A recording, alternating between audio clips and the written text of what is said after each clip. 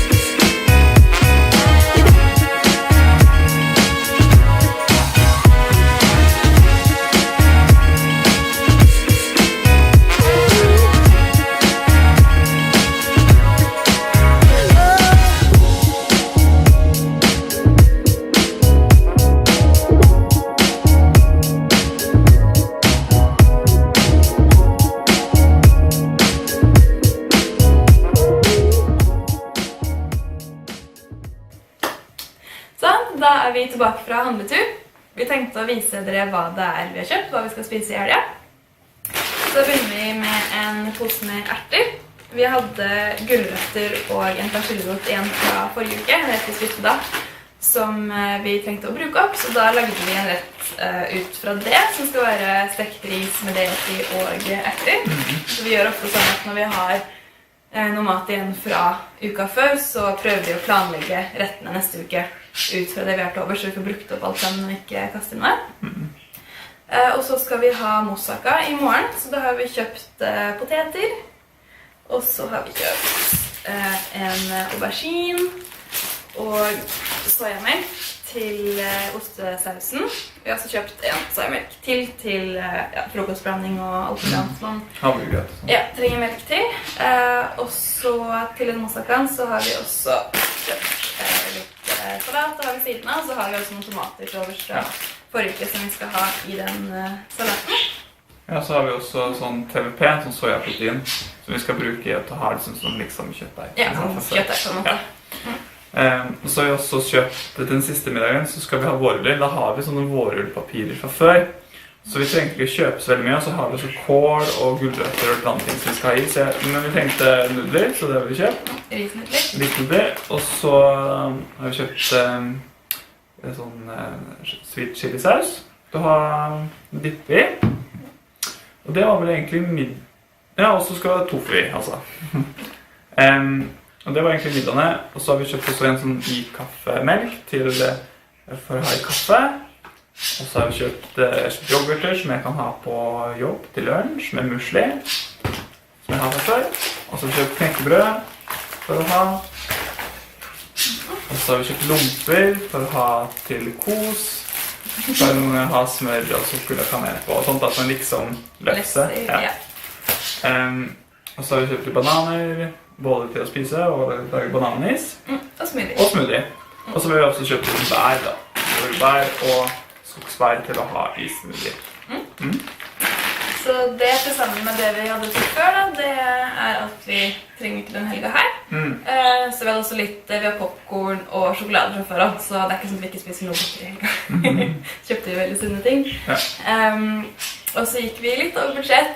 Det kom på rundt 340, så rundt 40 kroner over budsjettet vår den gangen her. Vi er ikke så kjempestrenge på det, altså 300 kroner er på en måte et mål. Hvis det går litt over, så er ikke det krise. Det er uansett veldig mye bedre enn sånn det var før vi hadde begynt med budsjett i det hele tatt. Ja, virkelig. Så vi er ikke så kjempestrenge på det. Hvis det er noen spesielle anledninger, hvis noen har bursdag, eller hvis vi får middagsbesøk, eller noe sånn utenom det helt vanlige, så ser vi heller ikke på prisen når vi skal kjøpe ting. Så det er mer sånn for å prøve å holde det på et visst lavt nivå i hverdagen da. Ja.